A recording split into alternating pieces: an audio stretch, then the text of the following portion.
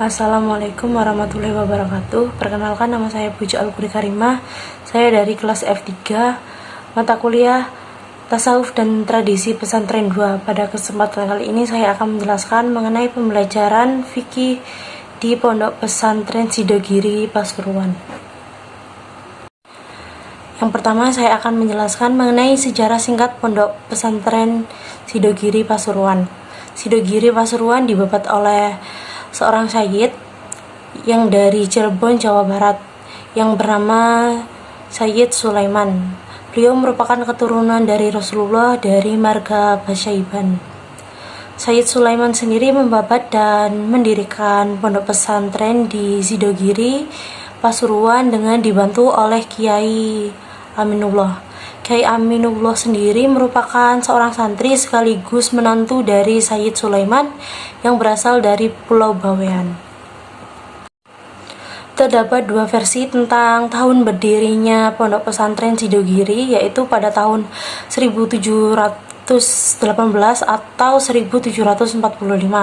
Dalam suatu catatan yang ditulis oleh Pancawarga pada tahun 1963, disebutkan bahwa Pondok Pesantren Sidogiri didirikan pada tahun 1718. Catatan itu ditandatangani oleh Al-Makfurlahum Kiai Haji Nur Hasan Manawi, Kiai Haji Khalil Manawi, dan Kiai Haji Sa'adullah Nawawi pada tanggal 29 Oktober tahun 1963. Dalam surat lain pada tahun 1971 yang ditandatangani oleh K.A.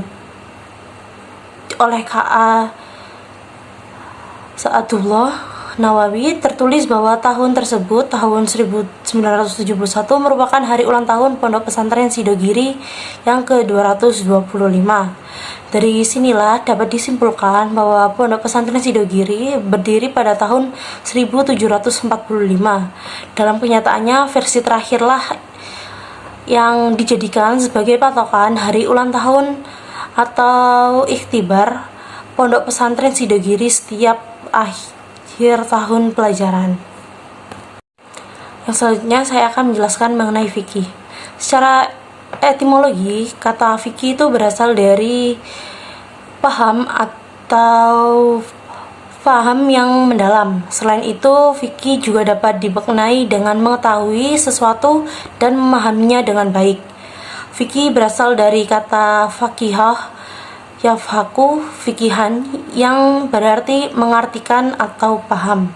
Secara terminologi, menurut Murtahad Mutahari dan Muhammad Bakir Asy-Syahdiri, fikih adalah pengetahuan yang luas dan mendalam mengenai perintah-perintah dan realitas Islam.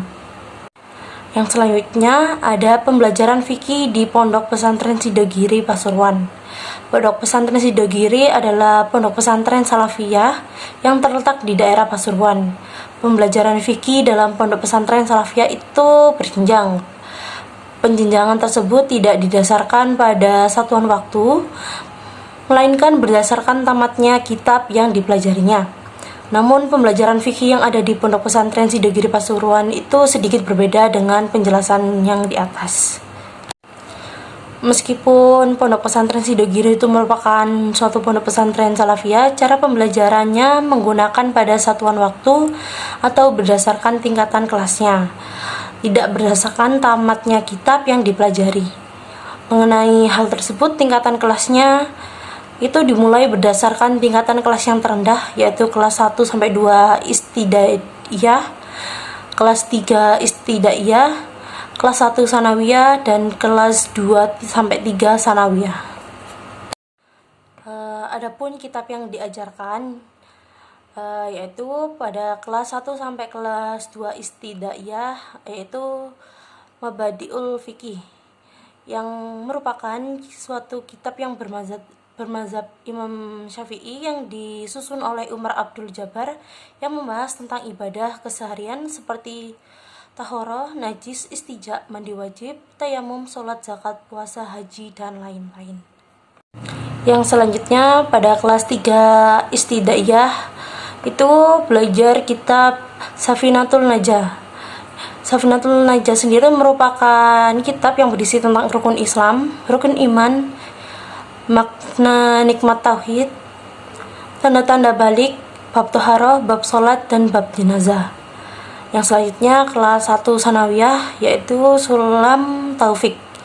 Kitab Sulam Taufik adalah kitab karya Abdullah Ba'alwi, yaitu kitab yang membahas 3 keilmuan pokok, yaitu ilmu akidah atau tauhid, ilmu fikih, dan ilmu tasawuf. Yang selanjutnya ada pada kelas 2 sampai 3 sanawiyah, yaitu mempelajari kitab Bajuri. Kitab Hasyiyah Al-Bajuri adalah kitab yang mengkaji tentang ilmu-ilmu fikih yang lebih mendalam dan terperinci, yang mana di dalamnya itu mencakup materi mulai dari tata cara bersuci, sholat, zakat, sampai dengan tentang budak. Pelajaran yang disampaikan dalam fikih secara umum memuat tentang pembahasan ibadah, muamalah atau hubungan bermasyarakat, jinayah atau perkara yang berhubungan dengan perusakan anggota badan, tindakan kriminal, dan siasah atau politik, serta mencakup pengenalan, pemahaman, tata cara pelaksanaan rukun Islam dan pembiasaannya dalam kehidupan sehari-hari. Jadi, pembelajaran fikih adalah pembelajaran seputar ibadah, muamalah, jinayah, munakahat atau pernikahan, hudud, sanksi, siasah, dan lain-lain seputar hukum-hukum syariat yang mencakup pengenalan, pemahaman, dan tata cara pelaksanaan ibadah yang terkait dalam kehidupan sehari-hari. Fikih memiliki kontribusi yang sangat besar dalam disiplin ilmu agama karena pengetahuan tentang fikih memberikan tuntunan dalam mengamalkan ajaran Islam. Sekian materi yang dapat saya sampaikan. Apabila ada pengucapan atau tindakan saya yang kurang mengenakan, saya mohon maaf yang sebesar-besarnya. Terima kasih. Wassalamualaikum warahmatullahi wabarakatuh.